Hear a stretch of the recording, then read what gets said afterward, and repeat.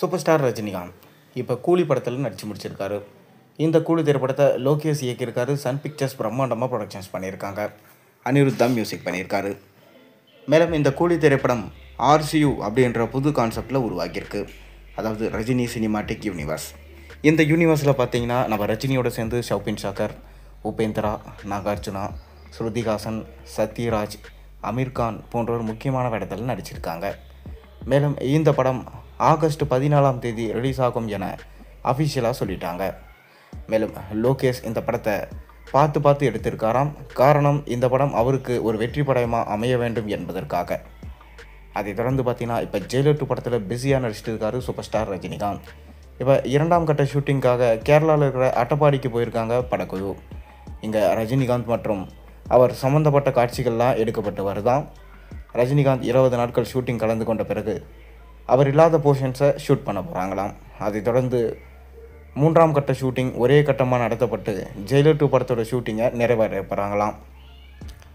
இதன் தொடர்ச்சியாக பார்த்திங்கன்னா ரஜினிகாந்த் யாரோட இயக்கத்தில் நடிப்பார் என அனைவராலும் கேள்வி கேட்கப்பட்டு வந்தது.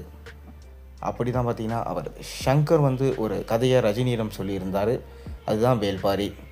ஆனால் வேல்பாரிக்கு 1000 கோடி பட்ஜெட் தேவைப்படுறதுனால கண்டிப்பாக இப்போதைக்கு அந்த படத்தை எடுக்க முடியாது. மேலும் 2.0 இந்த படத்துக்குமே பார்த்திங்கன்னா பட்ஜெட் அதிகம். அதனால் புதுசாக ஒரு கதையை நம்ம ஷங்கர் அவர்கள் ரஜினியிடம் சொல்லியிருக்காராம்.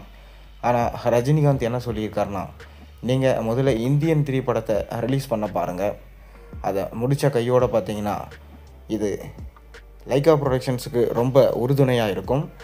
இந்தியன் 3 படம் ரிலீஸ் ஆனால் அவங்களுக்கு பக்கபலமாக இருக்கும் எனவும், அதை தொடர்ந்து லைக்காவோட பேனர்லேயே நான் ஒரு படம் உங்களுக்கு நடித்து தரேன் அப்படின்னு சொல்லிட்டு ரஜினிகாந்த் சொல்லியிருக்காராம்.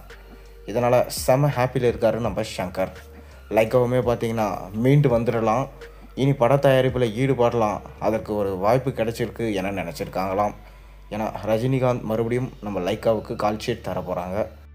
ஏன்னா லைக்கா ப்ரொடக்ஷன்ஸுக்கு ஏற்பட்ட நஷ்டம் அந்தளவுக்கு அதிகம்.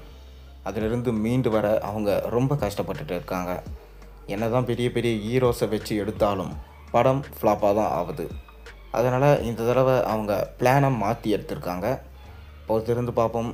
இப்படி ரஜினி ஷங்கர் 2 பேரும் கூட்டணி வச்சு மீண்டும் ஒரு புது கதையை எடுத்தாங்கன்னா நல்லா இருக்குமா நல்லா இருக்காதா? உங்கள் கருத்துக்களை மறக்காமல் கீழே கமெண்ட்டில் சொல்லுங்கள். மேலும் சேனலில் போடுற ஒரு வீடியோஸும் பிடிச்சிருந்தா மறக்காமல் சேனலுக்கு சப்ஸ்கிரைப் பண்ண, லைக் பண்ணுங்கள், பெல் ஐக்கானை ப்ரெஸ் பண்ணுங்கள். அப்போ தானே போடுற வீடியோஸ் எல்லாம் ஒரு நோட்டிஃபிகேஷனாக வந்து சேரும்.